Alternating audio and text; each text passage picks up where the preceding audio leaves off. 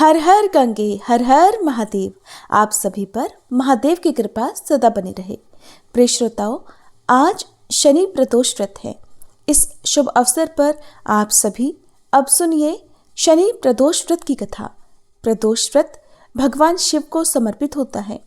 इस दिन भगवान शिव के सच्चे भक्त पूरा दिन उपवास रखकर शाम को प्रदोष काल यानी सूर्यास्त से 45 मिनट पहले और 45 मिनट बाद के समय को प्रदोष काल कहते हैं। इस समय भगवान शिव का विधि विधान से पूजन अभिषेक करते हैं और व्रत की कथा पढ़ते या सुनते हैं। इस समय सच्चे मन से यदि कथा सुनी जाए, भगवान का पूजन किया जाए तो भगवान अपने भक्तों की सारी मनोकामनाएं पूर्ण कर देते हैं। आप भी अपनी अपनी मनोकामना को मन में रखते हुए, भोलेनाथ से प्रार्थना करते हुए इस कथा को अवश्य सुनिएगा। पौराणिक कथा के अनुसार प्राचीन समय में एक नगर में रहने वाला एक सेठ बड़ा ही धनवान था। उसके पास धन दौलत और ऐश्वर्य की कोई कमी नहीं थी। इतना धनवान होने के बाद भी वो सेठ बहुत दयालु था, क्योंकि उस सेठ के यहाँ से कभी भी कोई खाली हाथ नहीं लौटा था और वो खूब जी खोलकर दान भी करता था, ब्राह्मणों की आवभगत भी करता था। परंतु उस सेठ के जीवन में एक बहुत बड़ा दुख था और वो दुख था उसकी संतान ना होना। इस कारण सेठ और उसकी पत्नी बहुत दुखी रहा करते थे। सेठ रात दिन ये सोचकर दुखी रहता कि उसके पास इतना ढेर सारा धन है, लेकिन उसका उपभोग करने वाली उसकी कोई भी संतान नहीं है, ना ही उसका वंश बढ़ाने वाला कोई है। इतनी धन दौलत का वो क्या करेगा, ये सोचकर दोनों पति पत्नी बड़े दुखी रहते थे।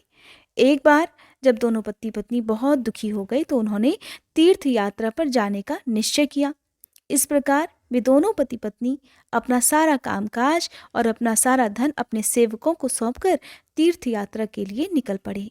नगर से कुछ दूर ही निकले थे कि दोनों को एक विशाल वृक्ष के नीचे एक तेजस्वी साधु दिखाई दिए, जो कि समाधि में लीन थे। साधु को देखकर दोनों के मन में विचार आया कि क्यों न अपने तीर्थ की शुरुआत साधु महाराज का आशीर्वाद लेकर ही की जाए। साधु महाराज का आशीर्वाद लेने के लिए दोनों सेठ और सेठानी उनके सामने हाथ जोड़कर समाधि टूटने का इंतजार करने लगे। इंतजार करते करते सुबह से शाम और शाम से रात हो गई, पर साधु महाराज की समाधि नहीं टूटी। इसके बाद भी दोनों पति पत्नी प्रतीक्षा करते हुए वहीं बैठे रहे। आखिरकार अगले दिन प्रातःकाल साधु महाराज समाधि से उठे तो उन्होंने देखा कि दोनों पति पत्नी हाथ जोड़कर वहां उनकी समाधि टूटने का इंतजार कर रहे थे। इसके बाद वो साधु महाराज कहने लगे कि मैं तुम्हारी अंतर्मन की कथा जान गया हूँ।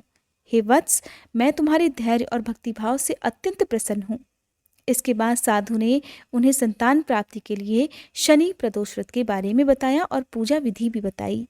साधु महाराज ने सेठ और सेठानी से कहा कि इस व्रत को तुम पति पत्नी मिलकर श्रद्धा और भक्तिभाव के साथ करो और सभी नियमों का पालन कर भगवान शिव और पूरे शिव परिवार की पूजा करो। साथ ही शनिदेव की पूजा भी करना। इस व्रत के प्रभाव से तुम्हें संतान सुख अवश्य प्राप्त होगा। साधु महाराज के ऐसे वचनों को सुनकर सेठ सेठानी के मन का दुख कुछ कम हुआ और वे बड़े प्रसन्न होकर उनका आशीर्वाद लेकर तीर्थ यात्रा पर निकल पड़े। जब तीर्थ यात्रा पूर्ण हुई तो दोनों अपने घर लौटे। फिर उन्होंने साधु महाराज के कहे अनुसार शनि प्रदोष व्रत का पालन किया। इस व्रत के प्रभाव से सेठ जी के घर एक सुंदर बालक ने जन्म लिया। इस तरह जो भी भक्त नियम पूर्वक श्रद्धा और पूजा पाठ करता है और शनि प्रदोष व्रत के नियमों का पालन करता है, शनिदेव और भगवान शिव उनकी सभी मनोकामनाएं पूर्ण करते हैं, उनके जीवन के सभी दुख दूर करते हैं। बोलिए भोले शंकर भगवान की जय। अब सुनिए शनिदेव की कथा। पौराणिक कथा के अनुसार एक बार स्वर्गलोक में सबसे बड़ा कौन, इस प्रश्न पर सभी 9 ग्रहों में वाद विवाद हो गया। सभी ग्रह एक दूसरे से कहने लगे कि मैं सबसे बड़ा, और इस पर विवाद इतना बढ़ गया कि परस्पर भयंकर युद्ध की स्थिति जैसी बन गई। कोई हल ना निकलता देखकर सभी 9 ग्रहों के देवता देवराज इंद्र के पास जा पहुंचे और कहने लगे, हे देवराज, अब तो आपको ही निर्णय करना होगा कि हम में से सबसे बड़ा कौन है। देवताओं का प्रश्न सुनकर देवराज इंद्र भी उलझन में पड़ गए। तब देवराज इंद्र कहने लगे, हे नवग्रहों, आपके प्रश्न ने तो मुझे भी उलझन में डाल दिया है। मैं इस प्रश्न का उत्तर देने में असमर्थ हूँ। हम सभी पृथ्वी लोक में उज्जैनी नगरी में राजा विक्रमादित्य के पास चलते हैं। इस प्रकार देवराज सहित सभी 9 ग्रहों के देवता उज्जैनी नगरी में जा पहुंचे। महल में पहुंचकर जब देवताओं ने उनसे अपना प्रश्न पूछा, तब राजा विक्रमादित्य भी कुछ देर के लिए परेशान हो उठे, क्योंकि सभी देवतागण अपनी अपनी शक्तियों के कारण महान थे। सभी नवग्रहों में से किसी भी एक को छोटा या बड़ा कह देने से उनके क्रोध का शिकार होना पड़ सकता था। अचानक राजा विक्रमादित्य को एक उपाय सूझा, क्योंकि राजा विक्रमादित्य को न्याय के लिए जाना जाता था। इसलिए उन्होंने न्याय करने के लिए विभिन्न धातुओं अर्थात स्वर्ण, रजत, कांसा, ताम्र, शीशा, रांगा, जस्ता, अभ्रक और लोहे के 9 आसन बनवाए। धातुओं के गुणों के अनुसार सभी आसनों को एक दूसरे के पीछे रखवाकर उन्होंने सभी देवतागणों को अपने अपने सिंहासन पर बैठने के लिए कहा। देवताओं के बैठने के बाद राजा विक्रमादित्य ने कहा, आपका निर्णय तो स्वयं हो गया। जो सबसे पहले सिंहासन पर विराजमान है वही सबसे बड़ा है। राजा विक्रमादित्य के निर्णय को सुनकर शनि देवता ने सबसे पीछे आसन पर बैठने के कारण अपने आप को छोटा जानकर क्रोधित होकर कहा, हे राजा विक्रमादित्य, तुमने मुझे सबसे पीछे बैठाकर मेरा अपमान किया है। तुम मेरी शक्तियों से परिचित नहीं हो, मैं तुम्हारा सर्वनाश कर दूंगा। तब शनिदेव ने कहा, सूर्य एक राशि पर 1 महीने, चंद्रमा 2.25 दिन, मंगल 1.5 महीने, बुध और शुक्र 1 महीने, बृहस्पति 13 महीने रहते हैं, लेकिन मैं किसी राशि पर 7.5 वर्ष अर्थात 7.5 जिसे कहते हैं तक रहता हूँ। बड़े बड़े देवताओं को मैंने अपने प्रकोप से पीड़ित किया है। यहाँ तक कि श्री राम को भी 7.5 के कारण ही वन में जाकर रहना पड़ा था। रावण को 7.5 के कारण ही युद्ध में मृत्यु का शिकार बनना पड़ा। हे राजा, अब तू भी मेरे प्रकोप से नहीं बच सकेगा। इसके बाद अन्य ग्रहों के देवता तो बड़ी प्रसन्नता के साथ वहां से चले गए, परंतु शनिदेव बड़े क्रोध के साथ वहां से विदा हुए। राजा विक्रमादित्य पहले की तरह ही न्याय करते रहे। उनके राज्य में सभी स्त्री पुरुष बड़े आनंद से अपना जीवन यापन कर रहे थे। इस प्रकार कुछ दिन ऐसे ही सुकून से बीत गए, लेकिन उधर शनि देवता अभी तक अपने अपमान को नहीं भूल पाए थे। राजा विक्रमादित्य से बदला लेने के लिए एक दिन शनिदेव ने घोड़े के व्यापारी का रूप धारण किया और बहुत से घोड़ों के साथ उज्जैनी नगरी में जा पहुंचे। राजा विक्रमादित्य ने अपने राज्य में किसी घोड़े के व्यापारी के आने का समाचार सुना, तो उन्होंने भी अपने अश्वपाल को कुछ घोड़े खरीदने के लिए भेज दिया, क्योंकि राजा को घोड़े पालने का भी शौक था। अब घोड़े तो बहुत कीमती थे। अश्वपाल ने जब वापस लौटकर इस बारे में राजा विक्रमादित्य को बताया, तो राजा ने स्वयं आकर एक सुंदर और शक्तिशाली घोड़े को पसंद कर लिया। घोड़े की चाल देखने के लिए राजा उस घोड़े पर सवार हुए, तो वो घोड़ा तो बिजली की गति से दौड़ पड़ा। तेजी से दौड़ता हुआ घोड़ा राजा को दूर एक जंगल में ले गया और फिर वहां राजा को गिराकर जंगल में कहीं गायब हो गया। अब राजा अपने नगर को लौटने के लिए जंगल में ही भटकने लगा, लेकिन उन्हें लौटने का कोई रास्ता ही नहीं मिला। भटकते भटकते जंगल में इस प्रकार राजा को जोर से भूख प्यास लगने लगी।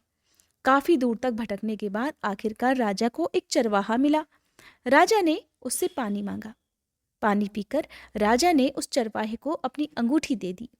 फिर उससे रास्ता पूछकर वो जंगल से निकलकर पास के ही एक नगर में जा पहुंचा। अब राजा विक्रमादित्य ने एक सेठ की दुकान पर बैठकर कुछ देर तक तो आराम किया। उस सेठ से राजा ने बातचीत की। राजा के बारे में पूछा तो राजा ने बताया कि मैं उज्जैनी नगरी से आया हूँ।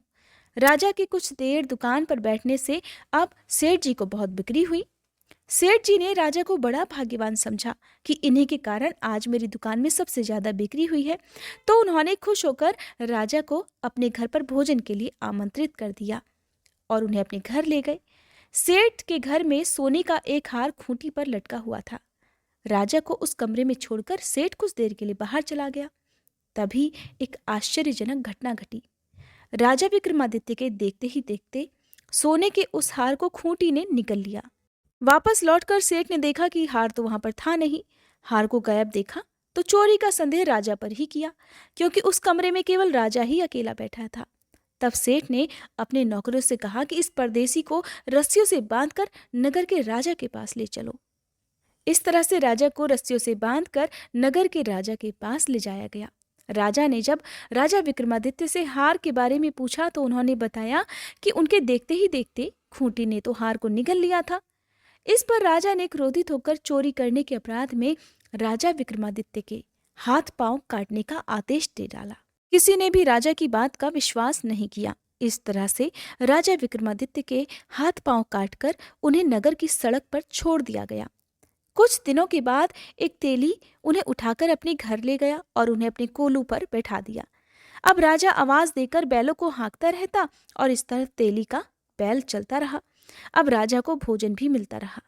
शनि के प्रकोप की 7.5 पूरी होने पर वर्षा ऋतु प्रारंभ हुई। अब एक दिन राजा विक्रमादित्य एक रात को मेघ मल्हार गा रहे थे कि तभी नगर के राजा की लड़की राजकुमारी मोहिनी रथ पर सवार होकर उस तेली के घर के पास से गुजरी। जब उसने मेघ मल्हार सुना तो उसे बड़ा अच्छा लगा। दासी को भेजकर गाने वाले को बुला लाने के लिए कहा।